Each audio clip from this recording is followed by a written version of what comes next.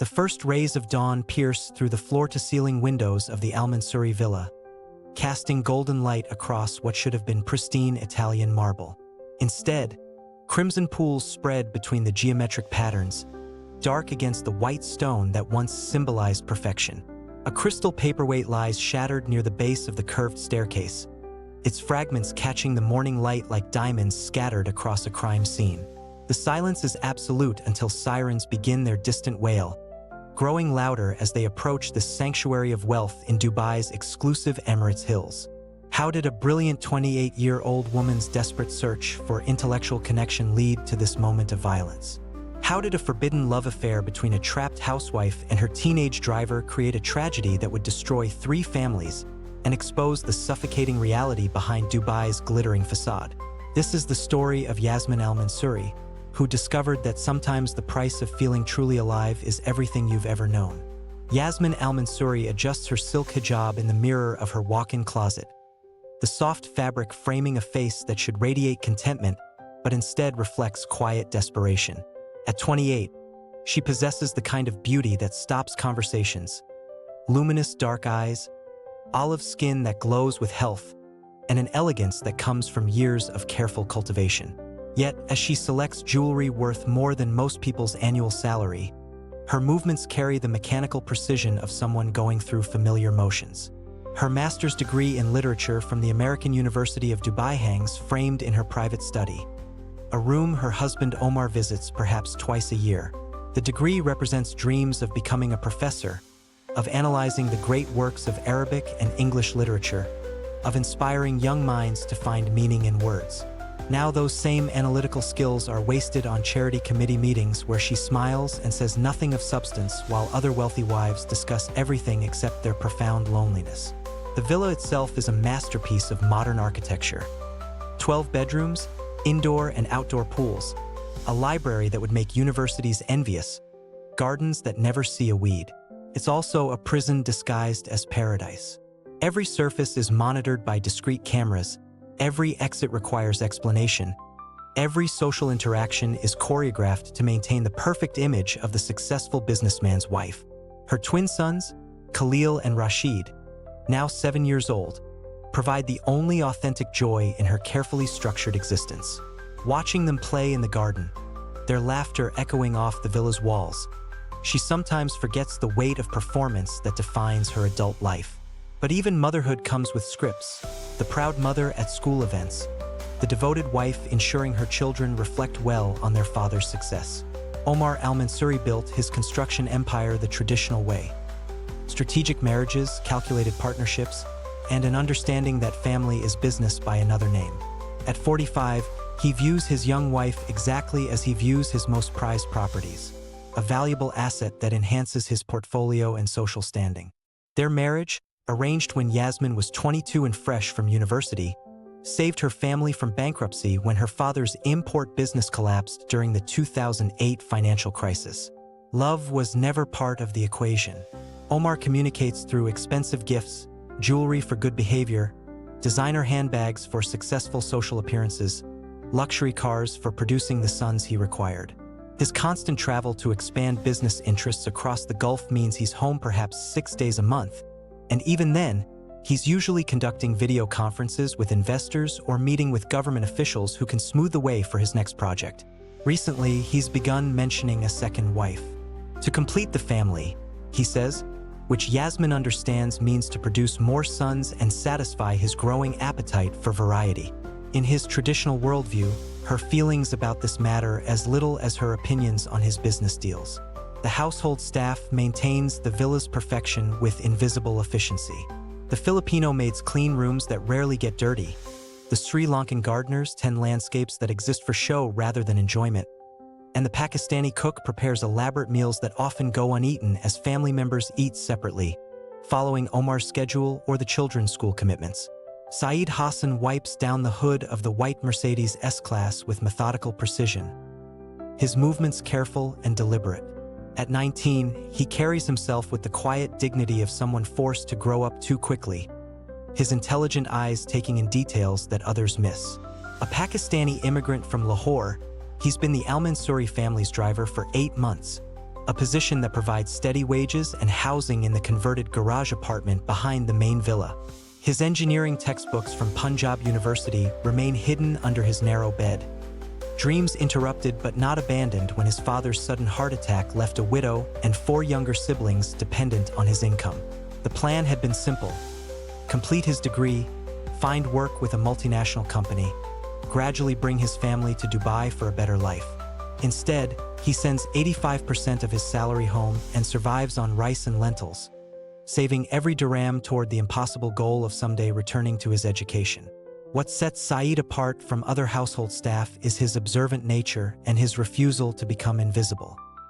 He notices how Yasmin's smile never reaches her eyes during family photos, how she stares longingly at the American University campus when they drive past, how she clutches literary magazines like lifelines during the long waits outside her son's various activities. He sees her sadness because he recognizes it in himself, the particular ache of suspended dreams, of intelligence constrained by circumstance, of being reduced to a function rather than valued as a person.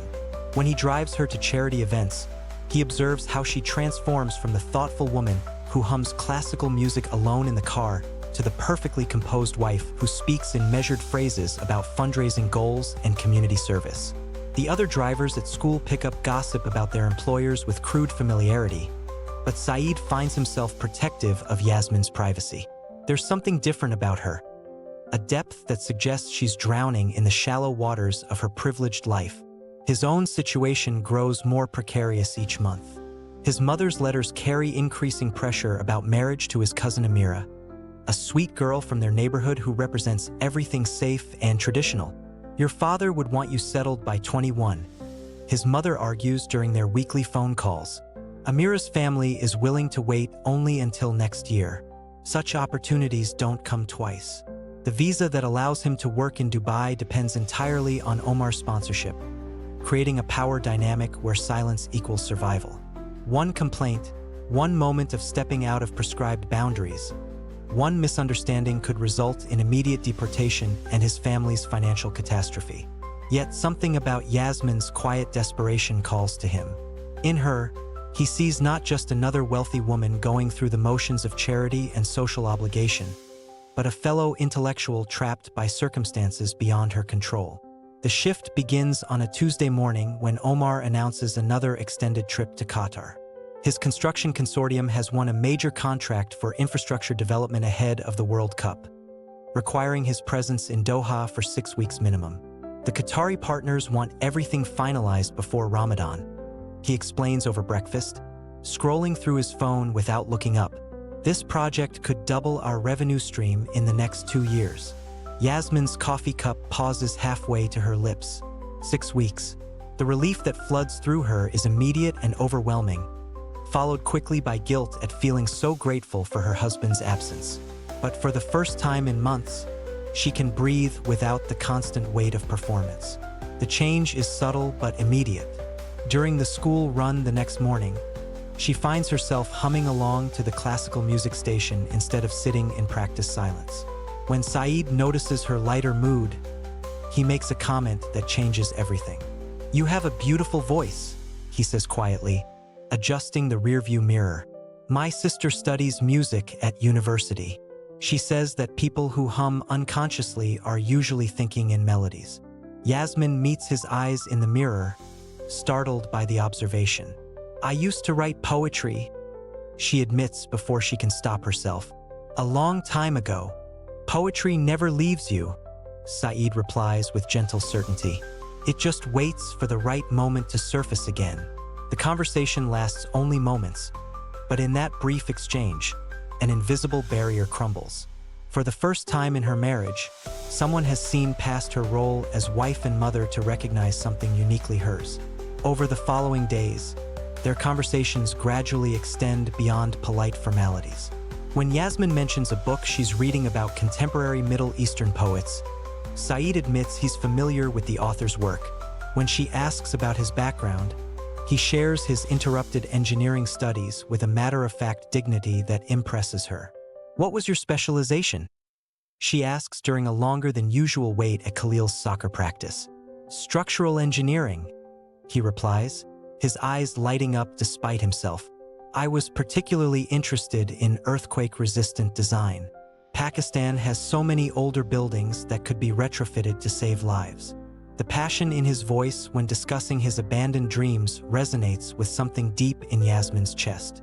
Here is someone who understands what it means to have your intellect constrained by circumstance, who carries the weight of family responsibility that makes personal ambition seem selfish.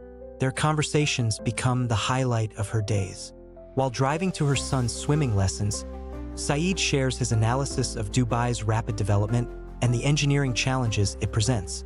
Yasmin finds herself explaining literary theories she thought she'd forgotten, feeling her dormant intellect awakening after years of forced hibernation. The age difference that should create distance between them disappears in the face of shared curiosity and frustrated ambition. Both are intelligent people trapped by circumstances beyond their control, finding in each other the intellectual stimulation that's been missing from their lives. By the third week of Omar's absence, their relationship has evolved into something that both recognize as dangerous but neither can resist.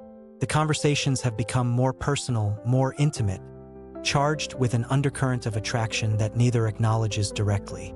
During a late pickup from an evening school event, Dubai's glittering skyline provides the backdrop for their most honest conversation yet. Traffic crawls along Sheikh Zayed Road, giving them unexpected time alone in the car's intimate space. I used to imagine teaching at the university, Yasmin confesses, watching the illuminated Burj Khalifa pierce the darkening sky. Having my own office, mentoring graduate students, maybe writing again, contributing something meaningful to the world. What stopped you? Saeed asks, though they both know the answer. Family duty, she replies with familiar bitterness. My father's business was failing, and Omar's proposal came with a financial arrangement that saved everyone except me. I became the solution to other people's problems. Saeed is quiet for a long moment before responding. I understand. When my father died, my mother looked at me and said, "You're the man of the family now." I was 17. My engineering degree became a luxury we couldn't afford. The parallel pain in their stories creates an intimacy that transcends their different backgrounds. Here are two people who sacrificed their dreams for family survival, finding in each other the understanding that's been missing from their lives. Sometimes I wonder who I would have become. Yasmin whispers, her reflection ghost-like in the car window. You still can become her, Saeed says with the fierce optimism of youth. Dreams don't have expiration dates. The words hit her like a physical blow. When was the last time anyone had suggested she had agency over her own life? When had anyone seen her as more than Omar's wife, her son's mother, her community's charitable figurehead? As they sit in traffic, the space between them crackles with unspoken possibilities. Yasmin becomes aware of the strength in Saeed's hands on the steering wheel, the way his eyes light up when he talks about his interrupted studies, the respect he shows for her intelligence when everyone else treats her as decorative. When he accidentally brushes her hand while helping her with shopping bags the next day, electricity shoots through her. The household staff begins to notice changes. The cook mentions how much more the madam smiles lately. The maid observes how she lingers in the car during school runs. The gardener notes how she hums while walking through the villa. Most dangerously, Omar's sister Fatima calls to check on her brother's wife, making pointed observations about appropriate behavior during a husband's absence. Young wives require guidance, she says with acid sweetness, particularly when surrounded by various influences.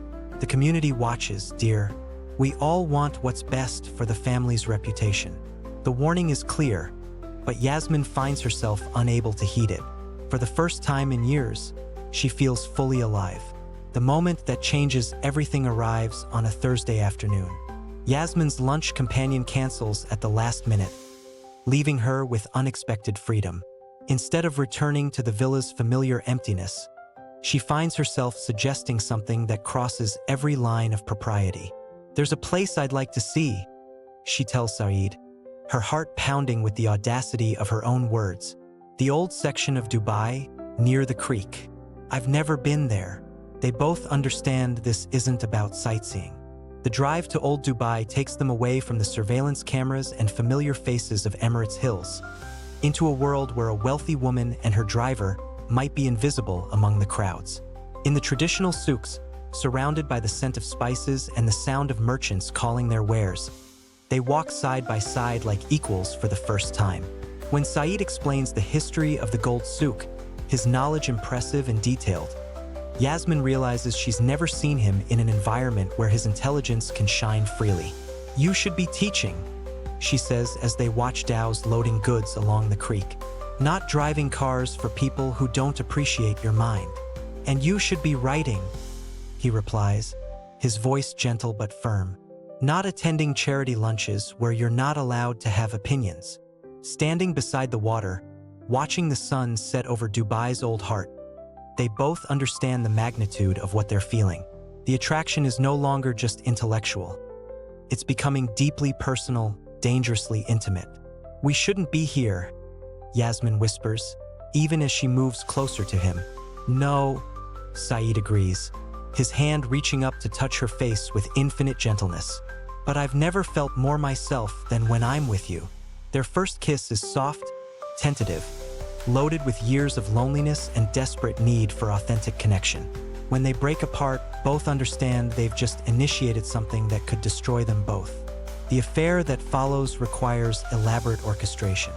Fake shopping trips to Abu Dhabi provide cover for meetings at a small apartment Saeed shares with two other drivers.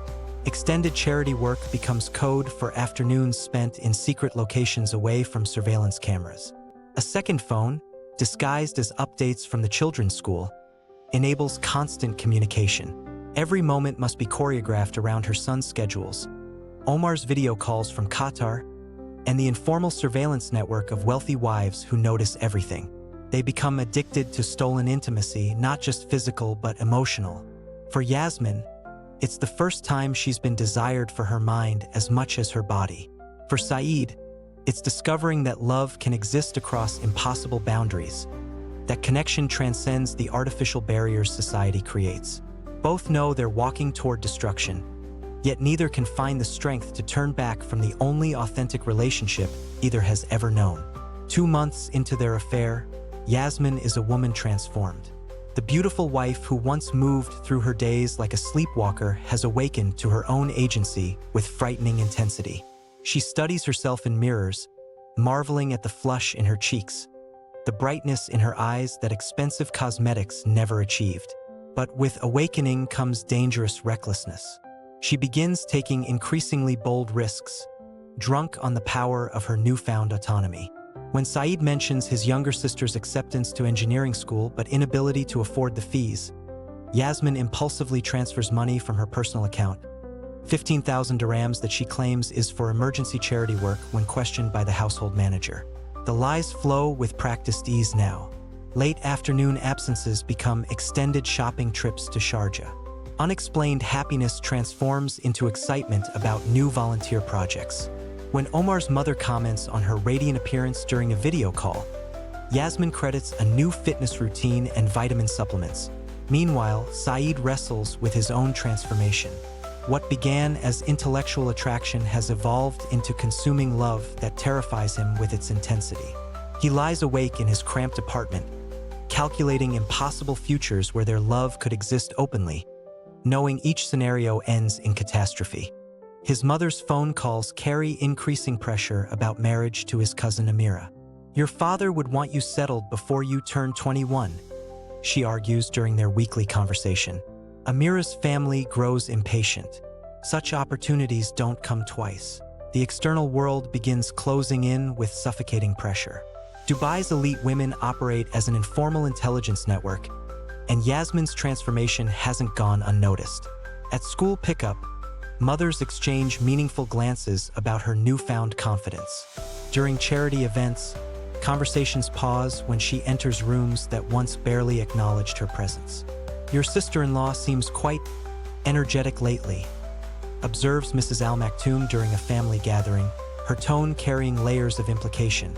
Such vitality in a young wife can be challenging to manage. Omar's mother responds with increasing scrutiny, questioning Yasmin's activities through video calls that feel more like interrogations. "This driver you've kept so long," she mentions casually, Most families prefer to rotate staff regularly. Fresh perspectives prevent unhealthy attachments. The warning couldn't be clearer, yet Yasmin finds herself incapable of heeding it. She's tasted freedom and cannot return to the suffocating compliance that once defined her existence. The call that shatters their carefully constructed fantasy comes at 6 a.m. Dubai time, Omar's voice crackling through the international line with unusual urgency. The Qatari project is accelerating, he explains rapidly. They want to finalize everything before the FIFA deadline. I'm flying back tomorrow instead of next week. Yasmin's blood turns to ice. They've grown careless in their certainty of time, leaving evidence of their relationship scattered throughout the villa like breadcrumbs. Unfamiliar cologne on her pillowcases, romantic poetry hidden in her dresser drawer, a second phone carelessly charging beside her regular device. That afternoon, in panicked preparation for Omar's return, she makes a discovery that changes everything. The pregnancy test sits on her marble bathroom counter, two pink lines stark against the white plastic. After years of Omar's private frustration about their lack of additional children, her body has finally conceived, but with timing that makes the father's identity undeniable. The irony is devastating. Omar had secretly undergone a vasectomy after their twins' birth, a decision he never shared with his wife, preferring to let her believe their lack of additional children reflected her inadequacy. Now, faced with undeniable proof of her infidelity, Yasmin realizes the walls of her prison have become a tomb. Saeed's reaction to the pregnancy news oscillates between joy and terror. In his youthful optimism, he briefly imagines impossible solutions: elopement to Europe, starting fresh in a country where their love could exist openly. But Yasmin's sharp dose of reality cuts through his fantasies. I have no passport access without my husband's permission, she explains through tears. No financial resources in my own name, no legal rights to take my sons. And now no way to hide what we've done. The cultural consequences would destroy both families. Her sons would grow up knowing their mother as an adulteress. Saeed's family would face deportation and financial ruin. In Dubai's conservative legal system, adultery carries severe penalties that could include imprisonment for both of them. As Omar's flight descends toward Dubai International Airport, Yasmin sits in her pristine master bedroom, pregnancy test hidden in her trembling hands, knowing that in less than 12 hours, her perfect prison will become the scene of a reckoning that will destroy everything she's ever known. Omar's return brings with it a suffocating tension that permeates every corner of the villa. While Yasmin scrambles to erase evidence of her affair, her husband moves through their home with the calculated precision of a predator who senses wounded prey. Something fundamental has shifted in his absence, and his traditional mind cannot comprehend what his wife has become. The first crack in Yasmin's facade appears during dinner when Omar notices her untouched wine glass. "You've stopped drinking," he observes, his dark eyes studying her face with uncomfortable intensity. "Are you feeling unwell?" "Just tired," she lies, her hand unconsciously moving to her still flat stomach. The charity work has been demanding, but Omar's suspicions, once awakened, prove relentless. He begins cataloging inconsistencies with the methodical approach that built his business empire. The household accounts show unusual charitable donations. Staff members exchange nervous glances when questioned about his wife's activities. Most damning, the house itself feels different, charged with an energy that speaks of secrets and hidden passions. Within 48 hours, Omar hires Mahmoud Ulzer, Dubai's most discreet private investigator, a man who specializes in marital infidelity among the wealthy elite. "I need to know everything about my wife's activities during my absence," he instructs, his voice steady despite the rage building beneath the surface. Everything. The evidence arrives in a manila envelope that destroys Omar's world with clinical efficiency. Photographs of Yasmin and Saeed in the old souks, time-stamped images of them entering his shared apartment, financial records showing money transfers to Pakistan, phone records revealing hours of daily communication disguised as household coordination. But the medical records prove most devastating. Obtained through connections in Dubai's interconnected elite network, they reveal Yasmin's pregnancy, a biological impossibility that exposes Omar's own deception. The irony tastes like The confrontation comes at midnight, when their sons sleep safely in their rooms. Omar enters their master bedroom where Yasmin sits brushing her hair before the mirror, the same mirror where this story began. He drops the photographs on her vanity table like a prosecutor presenting evidence. "Explain this," he commands, his voice deceptively calm. Yasmin's reflection freezes. In the photographs, she sees her own face transformed by love and desire, emotions she's never shown her husband. The woman in these images is a stranger to the perfectly composed wife she's played for 6 years.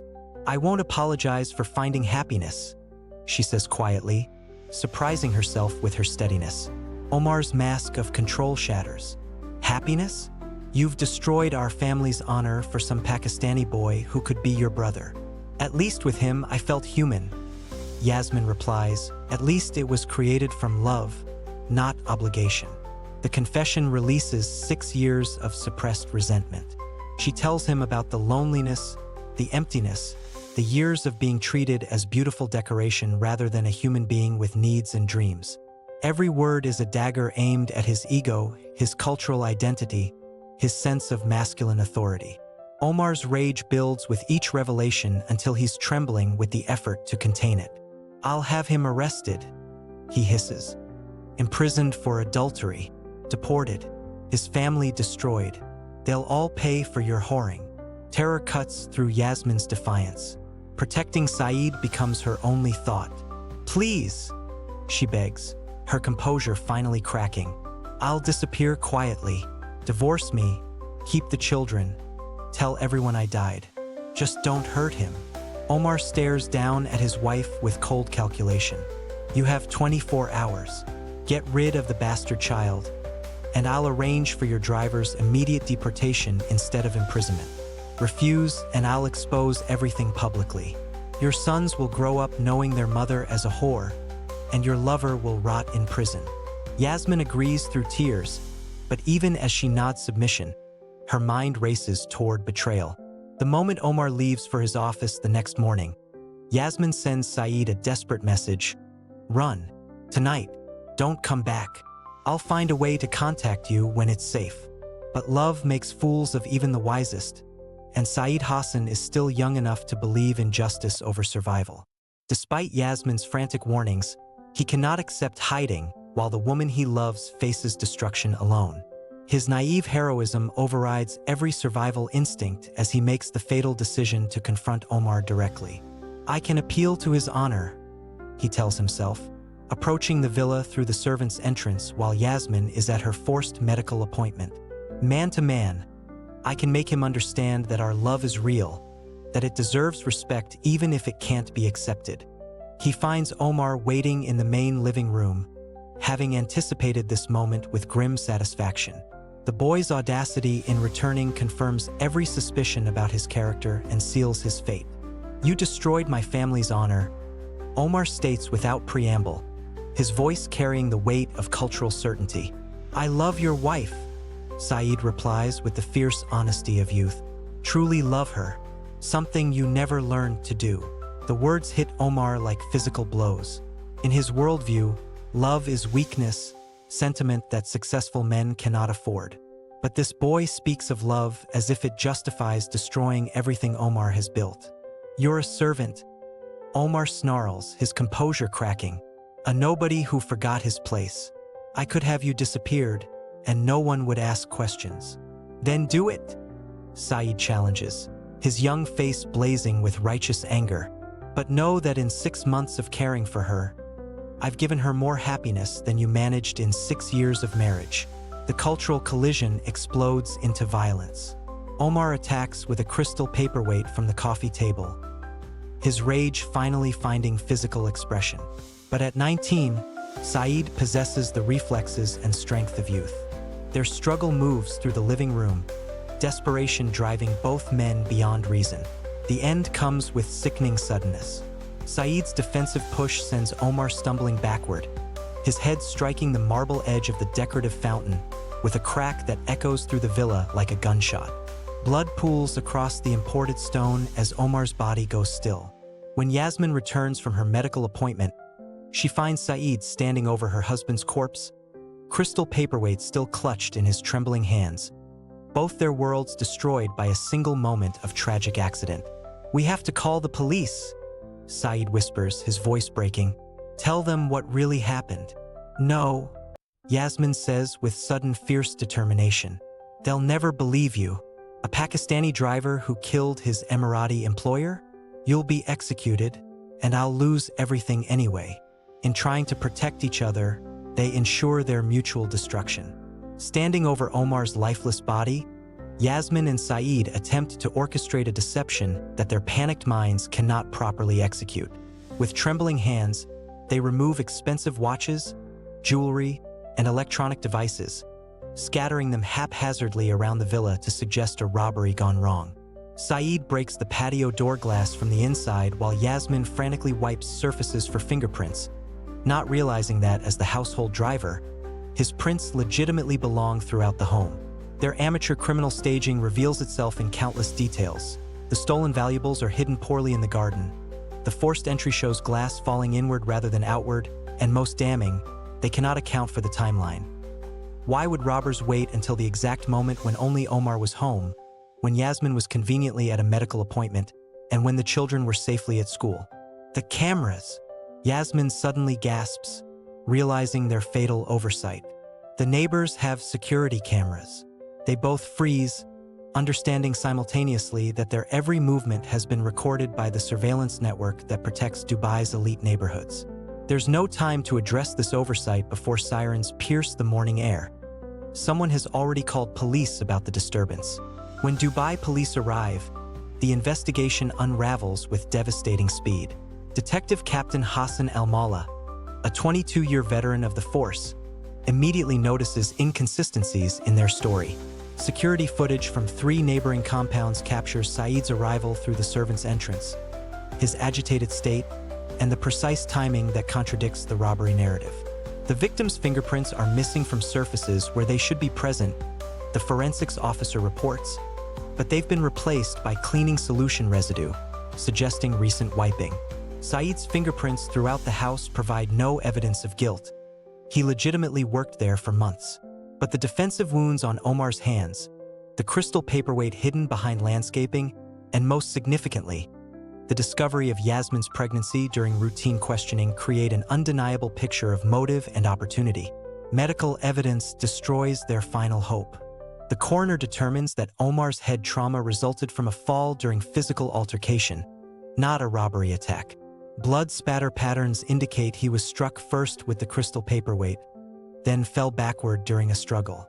The timeline established by security cameras proves both Yasmin and Saeed lied about their whereabouts during the crucial window. Within 48 hours, Dubai police have reconstructed the truth. The forbidden affair, the pregnancy that exposed years of deception, the confrontation that escalated to violence, and the desperate cover-up attempt that sealed their fate. The legal proceedings that follow are swift and merciless. Saeed faces murder charges despite his claims of self-defense. UAE law provides little protection for immigrants who kill Emirati citizens, regardless of circumstances. His youth and the sympathetic details of his family situation cannot overcome the cultural and legal reality that he has killed his employer in the man's own home. Yasmin is charged as an accessory after the fact for her attempted evidence tampering. More devastating than legal consequences is the social destruction that follows. International media seizes upon the story, a forbidden affair between a wealthy housewife and her teenage driver ending in bloodshed exposes the tensions simmering beneath Dubai's glittering surface. Both families face complete annihilation. Yasmin's sons are immediately removed to their paternal grandmother's custody, told their mother has gone away indefinitely. The trauma of losing both parents simultaneously, one to death, one to scandal, will shadow their entire lives. Saeed's family in Pakistan faces deportation proceedings and social ostracism. The money Yasmin secretly sent them becomes evidence of their son's corruption of traditional values. His younger sister must leave engineering school as the family becomes pariahs in their community. The legal proceedings stretch across months of agony. Saeed receives a 25-year sentence despite his age and the circumstances leading to Omar's death. The judge's statement reflects cultural outrage. The defendant violated every boundary of respect and tradition, resulting in the death of an honorable man in his own home. Yasmin loses everything: her children, inheritance, social standing, and finally, the pregnancy that started their downfall. The stress-induced miscarriage occurs during her third week in detention, eliminating the last physical evidence of their love. 6 months later, Yasmin sits across from Saeed in the sterile visiting room of Dubai Central Prison. Both have aged years in these months, his youthful optimism crushed by the reality of 2 decades behind bars, her elegant beauty stripped away by grief and shame, revealing a woman destroyed by her choices. The conversation happens through reinforced glass, their words monitored, their time limited to 30 minutes once a month. Around them, other inmates receive visits from family members who still claim them. But Yasmin and Saeed have only each other, 2 people whose love created a tragedy that consumed innocent lives. "I don't regret loving you," Saeed says quietly, his hands pressed against the glass barrier between them. "I regret who paid the price for our happiness. We were drowning people who pulled each other underwater." Yasmin replies, tears streaming down her face. "We thought we were saving each other, but we destroyed everyone around us instead." They sit in silence, understanding that their genuine connection, the intellectual intimacy, emotional recognition, and passionate love that felt so authentic, was built on an impossible foundation. In seeking to escape their separate prisons, they created a tragedy that consumed innocent lives. The visiting hour ends with mechanical efficiency. As Saeed is led back to his cell, Yasmin watches through the glass until he disappears around a corner, knowing she won't see him again for another month, if she can even afford to continue these visits. Outside the prison walls, Dubai's skyline continues its relentless climb toward heaven. Glass towers concealing new secrets, new forbidden desires, new tragedies waiting to unfold. The city's rigid social structures remain unchanged, having crushed another attempt at authentic human connection beneath the weight of tradition and honor. 2 years after the tragedy, Yasmin Al-Mansouri sits in a small apartment in Dubai's industrial district, working as a translator for a legal firm, one of the few jobs available to a woman with her reputation. Her sons, now 9, visit twice a month under court-supervised arrangements, their faces growing more distant with each encounter. They've been told their mother made bad choices that led to their father's death, and at their age, they cannot understand the complexity of adult desperation. The villa in Emirates Hills has been sold, the proceeds used to pay legal fees and damages to Omar's family. The charitable organizations she once supported have quietly removed her name from their records. The women who once sought her company at social gatherings cross the street rather than acknowledge her presence. Sometimes, late at night, she writes poetry again. Not the romantic verses she once imagined, but stark observations about the price of authentic connection in a world built on appearances. The words come easier now, forged in the fire of genuine experience rather than academic theory.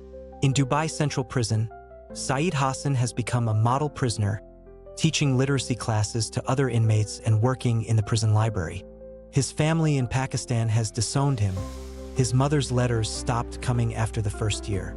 But occasionally, he receives a brief note from his younger sister, who managed to complete her engineering degree with scholarship money and now works for a development organization building earthquake-resistant schools. "I think about what you said about dreams not having expiration dates," she writes. "Maybe mine were delayed, not destroyed. I hope someday you can find a way to believe the same about yours." The letter arrives on a Tuesday, the same day of the week when Yasmin once drove through old Dubai with hope in her heart. Saeed reads it 3 times before folding it carefully and placing it in the small metal box where he keeps his few precious possessions.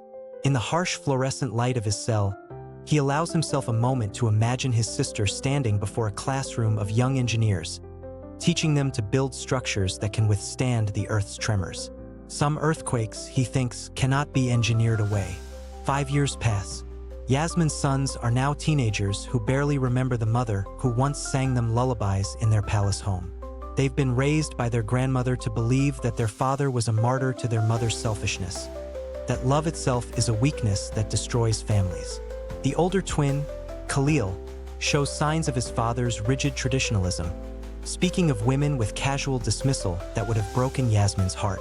But Rashid, the younger by 3 minutes, sometimes asks questions that suggest he remembers fragments of warmth from his early childhood.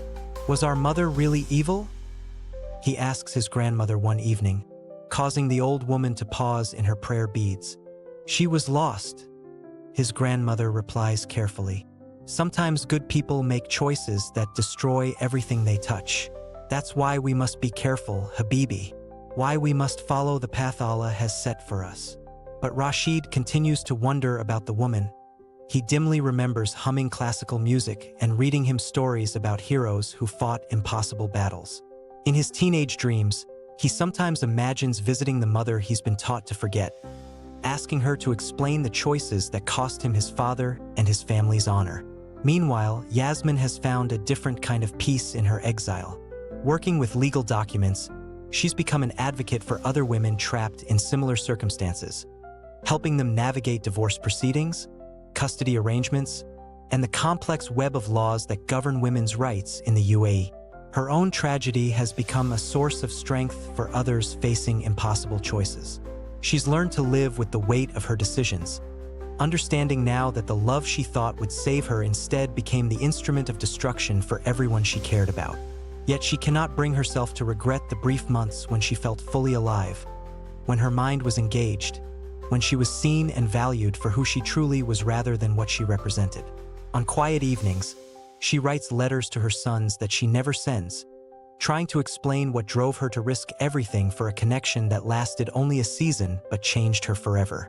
She wants them to understand that their mother wasn't evil, only human, desperately human in a world that demanded she be something less. In prison, Saeed has become a different kind of teacher than he once imagined. His engineering knowledge helps him design more efficient workflows in the prison workshop. His linguistic skills make him valuable as a translator for other Pakistani inmates who struggle with Arabic. His experience with loss and consequences has given him a wisdom that other prisoners seek out during their darkest moments. The thing about cages, he tells a young inmate serving time for theft, is that they can't imprison your mind unless you let them. My body will be here for 20 more years, but my thoughts can still build bridges, solve problems, create something meaningful. The young man looks at him with skepticism. Easy to say when you're already destroyed everything. Maybe, Saeed acknowledges, but destruction isn't the end of the story. Sometimes it's the beginning of understanding what really matters. He's stopped counting the days until his release, stopped imagining the life he might have had with Yasmin in some other world where their love could have existed without destroying others. Instead, he's learned to find purpose in the present moment, in the small acts of kindness and teaching that are possible even within prison walls. Sometimes, late at night, he allows himself to remember the afternoon in the souks when he and Yasmin walked side by side as equals, when love felt like possibility rather than catastrophe. He doesn't regret those moments. They were the most authentic of his life, but he's learned to carry them differently, as lessons rather than fantasies. The story of the wealthy housewife and her young driver becomes a cautionary tale whispered in elite circles, proof that some boundaries exist for reasons deeper than mere convention. But for those who knew them, who saw the genuine connection beneath the scandal, the tale carries a different message. That authentic love is a force powerful enough to destroy worlds, and that sometimes the highest price we pay for being fully human is the collateral damage to those we never meant to hurt. In Dubai's relentless march toward the future, new towers rise where old stories once played out. The villa in Emirates Hills houses a different family now, one that has never heard the echoes of dreams deferred or love forbidden. The city's glittering surface reflects new secrets, new desires, new tragedies waiting to unfold. But in a small apartment in the industrial district, a woman writes poetry about the price of wings. And in a prison cell across the city, a man teaches young criminals that cages can't contain the human spirit unless we allow them to. Both understand now that their love story was never really about them. It was about the eternal human struggle between authentic connection and the structures that seek to contain it. The ending they found wasn't the one they dreamed of, but it was the one that taught them who they truly were. In losing everything, they discovered that some things, dignity, compassion, the ability to help others, cannot be taken away by circumstances, only surrendered by choice. And in the space between what was lost and what was learned, both found a different kind of freedom. The liberation that comes from accepting the full weight of our choices and choosing to transform consequences into wisdom, tragedy into service, and broken dreams into bridges for others who might follow. The story ends not with redemption. Some prices are too high for that, but with the quiet recognition that even in our worst mistakes, we remain capable of creating something meaningful from the wreckage of our hopes. Sometimes the greatest love stories are the ones that teach us the true cost of love itself. If this story moved you, don't forget to like, share, and subscribe for more narratives that explore the fragile line between love and consequence. Comment below. Do you think Yasmin and Saeed were victims of fate or their own choices? Join the conversation, and let's keep telling stories that matter.